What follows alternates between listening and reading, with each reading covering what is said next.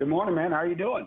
I'm great. Blake and I are going to Las Vegas Thursday morning, Oh, that's and such a shame. I feel bad for you.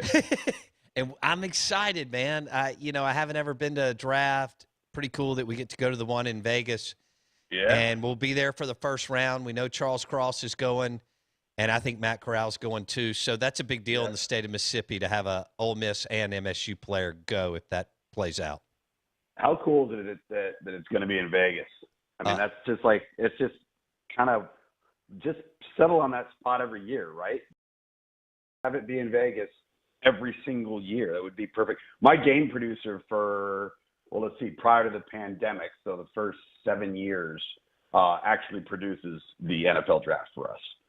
So oh, that's a nice. huge, huge undertaking, obviously. Oh, I can't imagine with all the people y'all have out there. Goodness Oh yeah. gracious. Like when the football season ends, when his crew's done, he literally spends nothing but January, February, March, and April doing nothing but NFL draft prep. Well, y'all do a great job with it too. I Yeah, mean, it's good coverage. Yeah, it really is.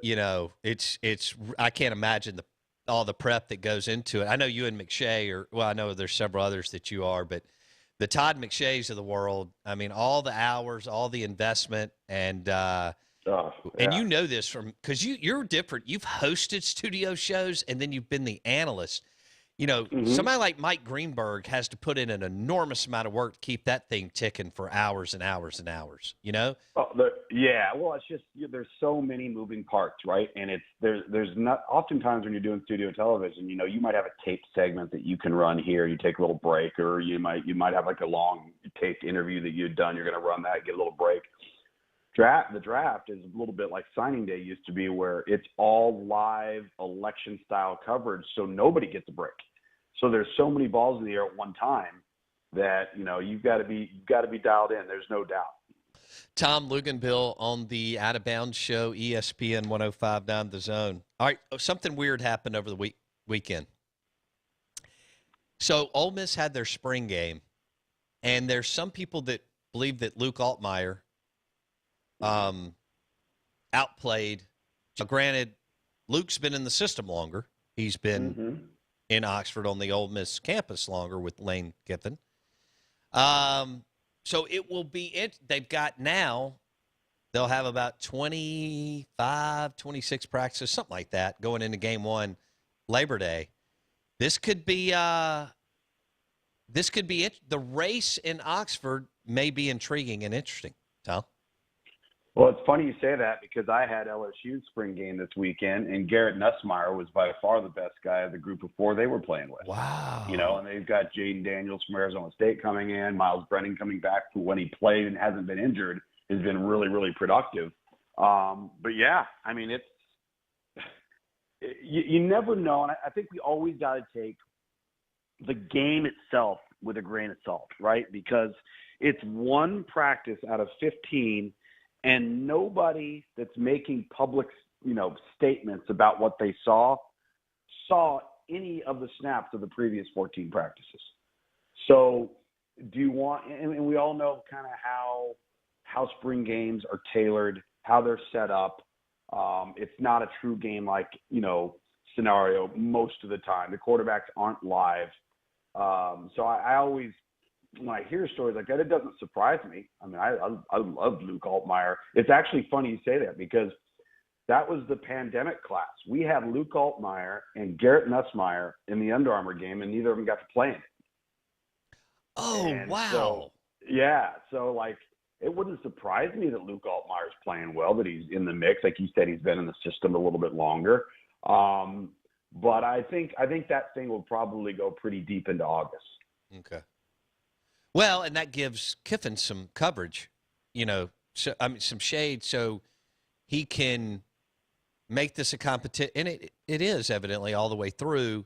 Keep Luke one more year before he transfers, maybe, if Jackson wins this type deal. You see where I'm going there?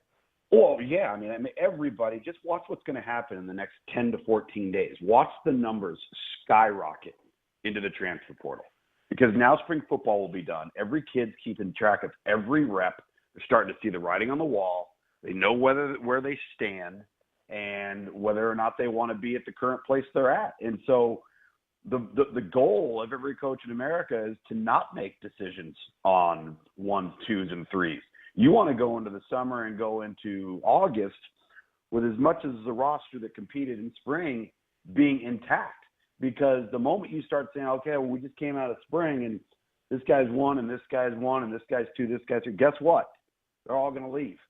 And that's what they're battling with every single day with the transfer portal right now. So every coach is, whether it's publicly or privately, wanting to take all of these competitions into August. Because the quarterback position is better coached today, you get more reps, you actually get to throw the ball a lot of times in high school. You got all this one-on-one coaching from 9 or 10 years old up. And then wide receivers have never been better, and the depth there. Do you expect to see, because the QBs can transfer around, do you expect to see the quality of QB play at the G5 level go up over the next 5+ years?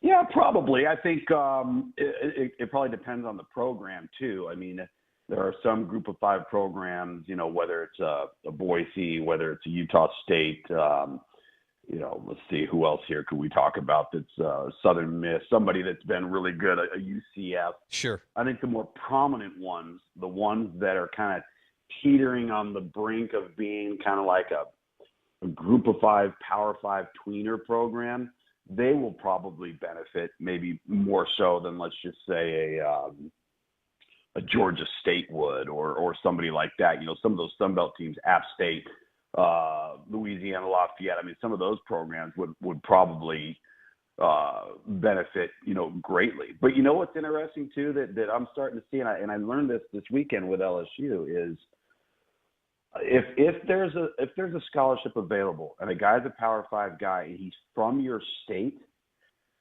LSU went out and I think they've taken 6 or 7 guys that were all from the state of Louisiana that did not sign with LSU out of high school, that ended up going into the transfer portal, and they wanted to start dealing with the transfer portal with in-state guys first.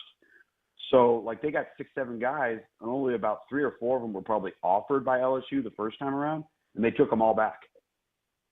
Mm-hmm. So you might start seeing more of that than necessarily it trickling down, and it's going to benefit some group 5 schools, but maybe not all of them. All right. So let's switch gear. Lane Kiffin is now the self-proclaimed transfer portal king. And look, this guy, here's what I think. Could he be a younger version of Pete Carroll? I do believe that he could be. I'm not saying he's going to win multiple national titles. He needs to get to a blue blood program or win a Super Bowl in the NFL. But the one takeaway from that Southern Cal run, Tom, is it was all about creating a buzz. And Pete understood it, and Orgeron and Kiffin and Sark and all those dudes were on that staff. And when I read the book Meat Market from Bruce Feldman, I mean, Ed Orgeron was reading Pete Carroll's playbook to Bruce Feldman. And he was like, you have to create a buzz. You have to create a buzz. And Hugh Freeze was on that staff, and that's what he did at Ole Miss.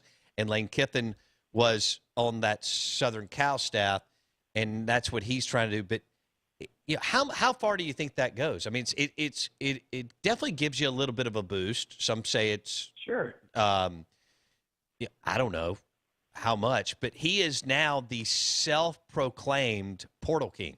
How about that?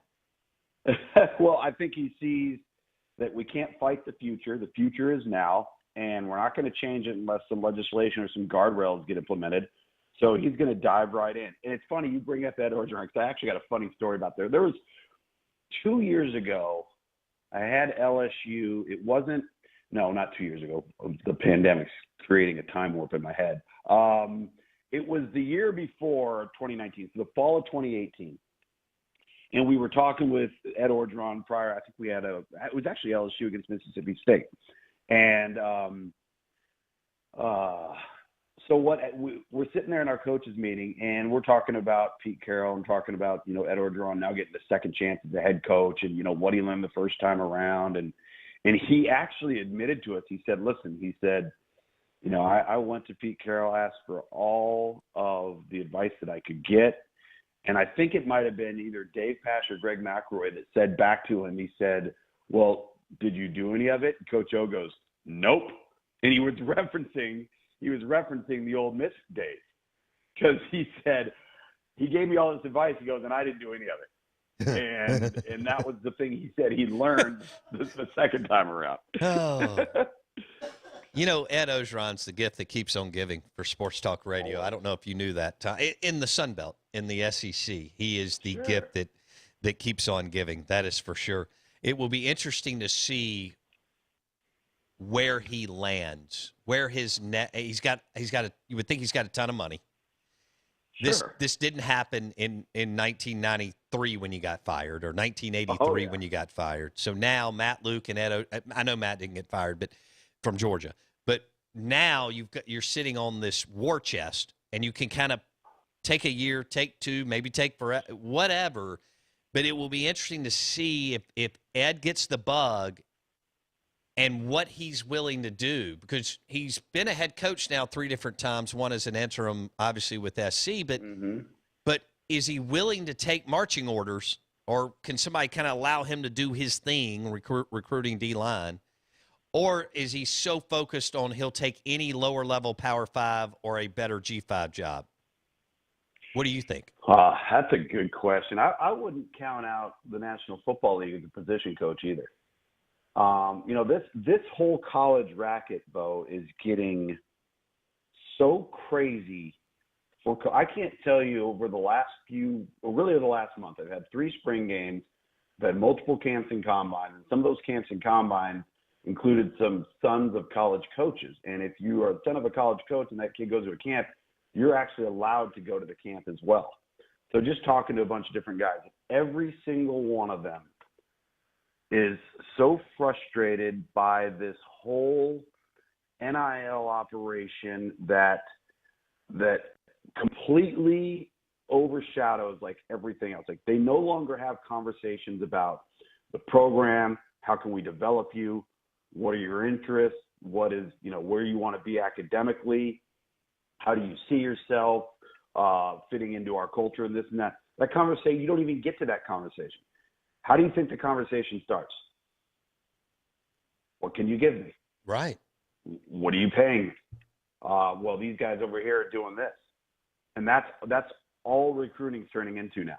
And it's maddening, right? And so I think you see, in getting back to the point you make with Ed Orgeron or even Matt Luke, you get to the point where you're sitting there saying, okay, I've made a bunch of money, and am I enjoying this anymore? Like, do I want to be in this the way this is right now? And if you're, I'm starting to think sometimes now with all of this stuff, you're not going to make the money, but you're better off being at like a group of 5 or FCS schools, because those guys you're recruiting don't have any ideas in their head. They're just trying to find a scholarship, right? That's all they're trying to do. Right. Well, you also ask the question at 60 years old, when you've got millions, does Ed, and he did it for a long time, does he still want to where you're going? Does he still want to wear out the phones every morning, every afternoon, every night, right? I mean, is he still hungry enough to find the next guy, the next kid, and however's divided up? Hey, Ed, you've got this area, but then we want you to go try to get 2 to 3 elite prospects, and if you net 1, 2, whatever, however that looks, you got to go against Saban and Smart and blah blah. It will just be fascinating to see what he decides to do.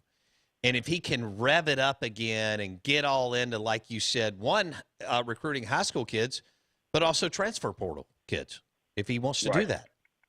Yeah, it's harder than it's ever been before. And again, if your heart's not truly into it, I think Matt Luke is just flat out burnt out. I think he was just, you know what, I need to take a break from this. This isn't healthy, and just stepped away. And there's a lot of coaches that aren't capable of being that honest with themselves. They try to talk themselves out of it. And, well, yeah, man, it's harder than it's ever been. There's no doubt about it. And Kiffin is pushing the envelope here and acknowledging it. Like, here's another article dropped on him. And, I mean, he's getting all kinds of pub. But Stuart Mandel just wrote a piece, theathletic.com, transfer portal king. And Kiffin is going through and debating, like he talks about at Southern Cal. He said, hey, Stuart, we knew we were going to sign 22 high school kids and 3 junior college kids. That's what we're going to do. That was the model. It was easy. He said, today, not so. You're really trying to balance how many high school kids you want to bring in, how many transfers you want to bring in. And he's making the argument that sometimes transfer portal guys will stay longer because they burned it than high school kids, because the high school kids you bring on have the ability to walk in your office at any day and go, I'm leaving and I know I can play wherever I go day one. Heck, they don't even have to walk into your office. Well, that's true. Just do it. They can. That's the bad part about it. But I don't disagree with what Lane Kiffin is saying right there. And again, once you make that move and you get that one freebie, then you're stuck. And let's not forget too, if guys decide not to transfer by May 1st, which is coming up here, they're going to have to sit out. Yeah. Right. So you have to make some decisions in the spring on what you're going to do. That's why you're going to see this mass flood into the transfer portal. Yeah. Boy, he's going to be the guy. This experiment, I know we've talked about, it's going to be unbelievable, because he said he's talking about high school guys coming in mid-year that probably don't play much their first year compared to transfer portals guys who are expected, if not to start, to at least be in the 2 deep, which is still a valuable asset to the program. Luke? Yeah, because they're older, they're experienced, they're going to play. If you're in the 2 deep, you're going to play. You're probably going to play a lot. And so you need those. And again, to his point, once you got them, where are they going to go? So, that makes sense logically. And here we have Lane Kiffin going one way, and Jimbo Fisher, other than Max Johnson, maybe another player, but I think he had 1 transfer and Max maybe 2. And Jimbo going the complete other way, where he signed like 28 high school guys. And it is going to be fascinating to see which path, outside of being Bama or Georgia or LSU or Ohio State, which path can be more efficient, more better, and can generate wins on Saturday. It's going to be very interesting, in my opinion, Bo, to look, let's just say 2 years from now, all right, 3 years max, all right, how many of the kids out of the high school ranks that were in this last class for Texas A&M will still be at Texas A&M?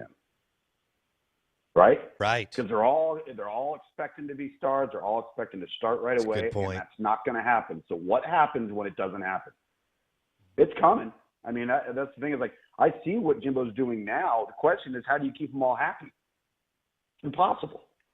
That's true. That's true. I don't know. We don't know yet. It's still early. But striking the ballot, we went through this with junior colleges in the SEC kind of before everybody else, other than Bill Snyder at Kansas State. How many were too many? And, I mean, Jackie Sherrill, Tommy Tuberville, LSU, Auburn, they've all made hay at times. Now, when your bus rate's too high, this could happen on a transfer portal year. Kiffin could make hay, nail a bunch of them, but every now and then you could have a year where you miss on the majority, and then you're kind of in a bad spot, Luke. Yeah, now you've completely depleted your depth, right? Like, so look at Michigan State, for example. They had one of those years where they kind of they hit it. It worked. They took 12 guys. All 12 of them either started or were significant contributors, and bam, it turned the program around in less than a year. Wow. All right, for at least this past fall. But really, truly, honestly, what are your chances of that happening? Like, is that going to happen next year? Is that going to happen the year after? Are you going to hit on every one of those dudes? No. I mean, that's highly, highly unlikely. So, and again, we with junior college guys, the one difference I would note between junior college guys, not all of them, some of them, and let's just say a transfer portal kid that's been at a Power 5 Division I school and has played some, is oftentimes there's a reason why the junior college guy's at junior college, right? And so the one thing that you're always kind of weighing is risk with, why is he there? Does he have off-the-field issues? Had he been a poor student? Why wasn't he heavily recruited out of the high school ranks? At least with the transfer portal guy, you've probably recruited that guy out of high school, because if he landed another Power 5 school, you knew who he was. Then you can watch him actually play at the Power 5 level. And all of these coaches and all of these people, they all know how to get in contact with this guy, and you can gather more information. The thing that worries me about this whole thing, and we've heard Dabo talk about this, we've heard Lane talk about it, and like the tampering and all of that stuff. Like, look at the wide receiver at Louisville that just upped and transferred to Alabama, right? So all of a sudden, he's their top guy. He's in the middle of spring football, and a week ago he wasn't in the transfer portal. All of a sudden, he goes in the transfer portal, and he's at Alabama. Yeah. So, why and how is that happening?